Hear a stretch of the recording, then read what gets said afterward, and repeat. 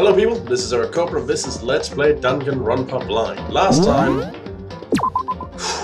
was one heck of a thing, investigation. Right, so I've had time to think about it, the evidence and such, and I have concocted a theory.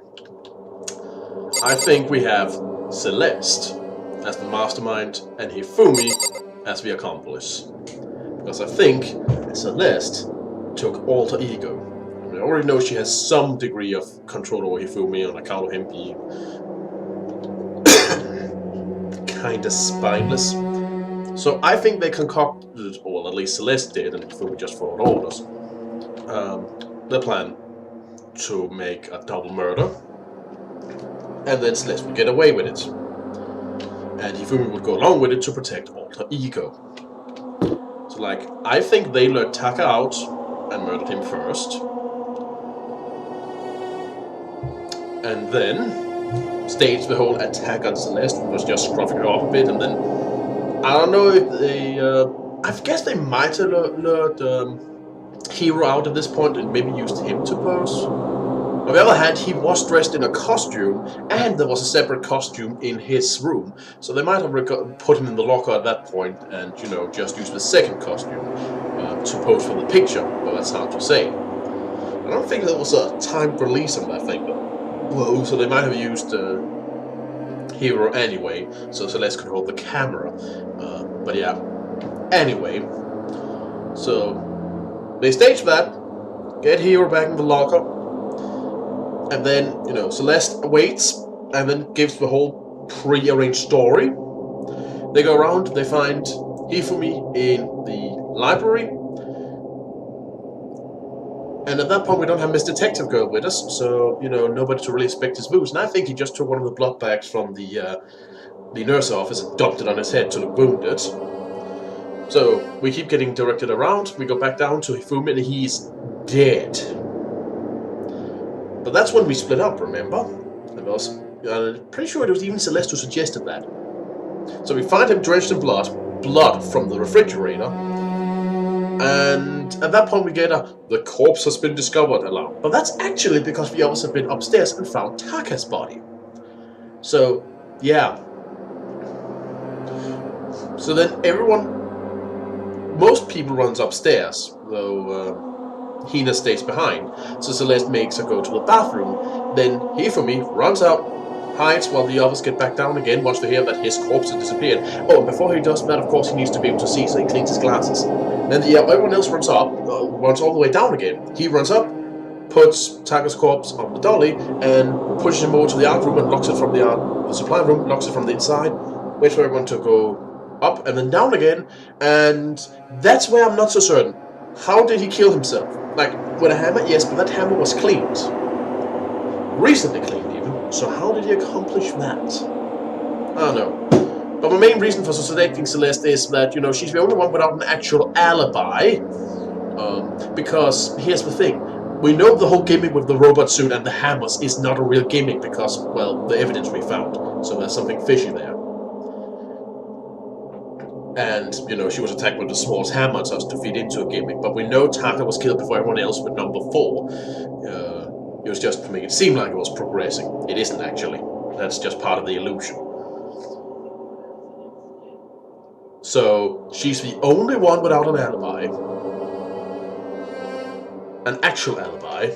And we know she has some sort of influence on Hifumi, and she was the one directing us around. Now it's just a question of proving that in court. And hey! I might be wrong. Everyone had heard Monokuma's proclamation that they were gathered by the Red Door. As soon as we were all there... Monokuma appears! Oh my fucking god, no, they're multiplying. He's multiplying. Wrong. Nope, not multiplication. It just looks that way because of an illusion. It moves so fast it only looks like I'm multiplying. Okay, guys, tell which one is the real Monokuma? Whew. Can we just get out of the elevator already? Yeah, I also been thinking, I don't like Byakuya one bit, but despite him being dumb in some circumstances, there are others where he isn't dumb. Which just makes me really angry at him because he's really wasting his intellect. But I must admit he's right, Kyoko is the most suspicious as far as a mole goes. I mean, some may say, oh, but it seems so obvious, it must be untrue. Not necessarily. Sometimes things are obvious because they're true. And she does have a habit of disappearing and refuse to talk about them. So, if anyone's suspect in this case, it's her. But it doesn't, I wouldn't say it's guaranteed. She's just the most suspicious of everyone involved. Boy! You're not playing along. Stop talking. We're not here to play with you. Okay. Okay, fine. Hey! Hey! And if everyone's here and ready to go, please board the pain train. Elevator. I'll see you guys down there. Let's go. Okay then, shall we? Please! Hold on, I'm not mentally prepared yet. What the heck? You'll never be mentally prepared. You can't run away anymore, hero. You're gonna pay for your sins. What the heck? I told you already I didn't do it, for serious. That reminds me, did you ever find the other costume? Or the note? Well, no, but... Unfortunately, then it would seem we have our culprit. Yes, also because of her behavior there. She really wants to feed into that, but... Yeah. Oh. Another thing. One may wonder the motive, like it's just money. Yeah, I was wondering that too until I talked with Flodders about it. And while saying something, I specifically mentioned that it would be quite the gamble just to get some money, but then it hit me. She's the gambler. She might actually even be, you know, addicted to gambling, and thus when the money was introduced, she just couldn't help herself. And that's even worse than what you know, made Mondo do his. Seriously, if that's the case. This isn't the place to talk about it. Save your accusation for when we get to the courtroom. That's right. She's right. Let's get down there first. Then the story can really begin. Yeah, good idea. That's right. I have to do it. I can't let whoever killed Hifumi and Taka get away with it. For everyone who's still alive, and for the two that lost their lives.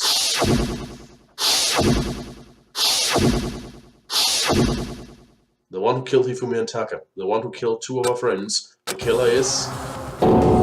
someone right here. Let's ask her. Yes. Come on, Big Mac, let's do it. So, has Toro just kinda let you take over for this? It wasn't me, you gotta believe me. I do. Hey. The story begins when we get down there. It will appear the culprit has been confirmed. This trial will be over in no time. I wouldn't put my money on that if I were you, Celeste.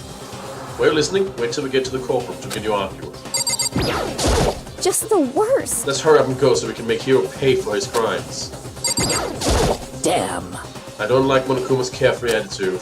Neither do I. Let's go. I took one last deep breath and exhaled slowly. Began to walk towards the elevator. Once everyone was aboard...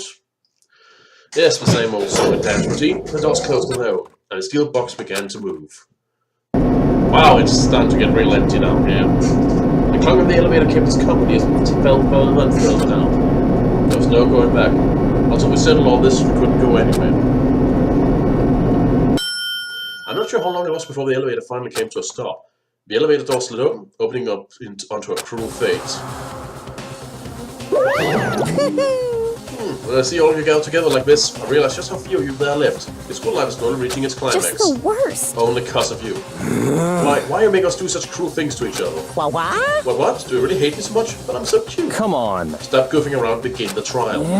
Don't rush me. Of course I'm gonna start it. It would never be like, stay tuned for the action-packed class trial after this commercial break. I never hold out on you like that. Okay, let's begin. Get to your assigned seats. And so the curtain opened once again. Okay, this long spell. It was fine enough the first time, but now it's just kind of dumb. Sure.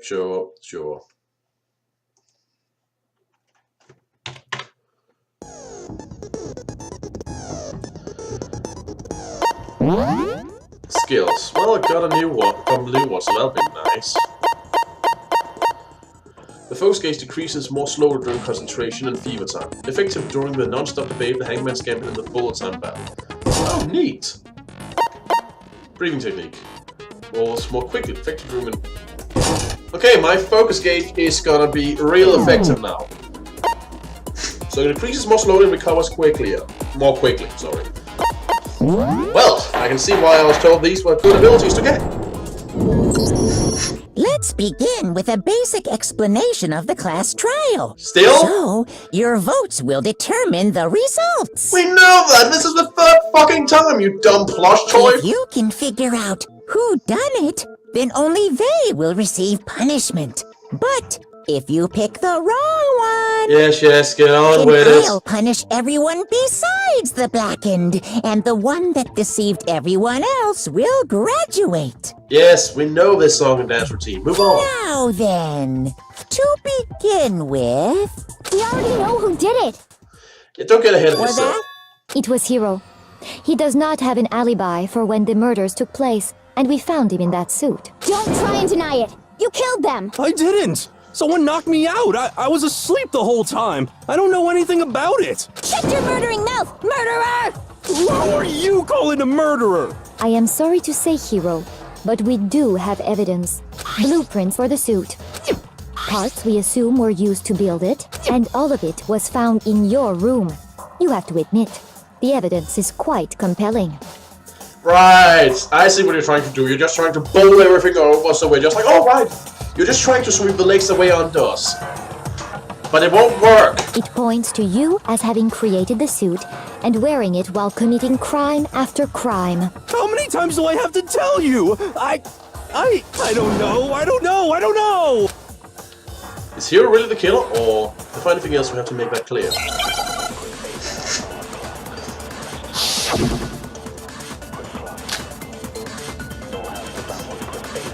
Now, let's see here. The message.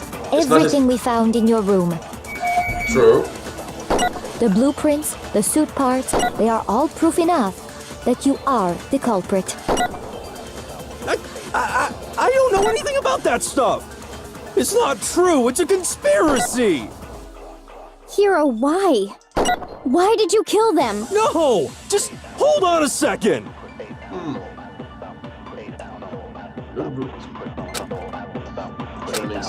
Sure, okay, that's the Everything handwriting. we found in your room. I wasn't The certain. blueprints, the suit parts, they are all damn proof it. enough that you are the culprit. Dang it. I don't know anything about that stuff! It's not true! It's a conspiracy! Hiro, why? No! Just hold on a second! Yes, I got what I got to do. Everything we found in your room. The blueprints, The suit parts, they are all no, that's wrong. His handwriting doesn't match the stuff written. Are we sure Hiro really made those blueprints? what do you mean? Well, take a look at this. It's the note that Hiro wrote, asking everyone to meet up after Alter Ego disappeared. The handwriting's obviously different, wouldn't you say? When you compare it to the blueprints. Yep. There's no way you could think the same person made both of them. Unless that person made it a point to disguise their handwriting. Then why would he leave it in his room? No, the differences are bigger than that, I think. Come on! I'm not smart enough to think of trying to change my handwriting anyway. Besides, he's afraid that writing badly will get him haunted. So Makoto, are you saying you don't think Hiro's the culprit? And he's not the only one. I think Hiro's innocent as well. What? Then who was in that Robo-Justice suit? Is it like Hiro said? Was there really someone running around in a second suit? We never saw anyone run around The in it. suspicious individual hidden within the suit. Go ahead, Makoto. Tell them who it was. And of course he passes it off to me. So? Who was in the Robo-Justice suit?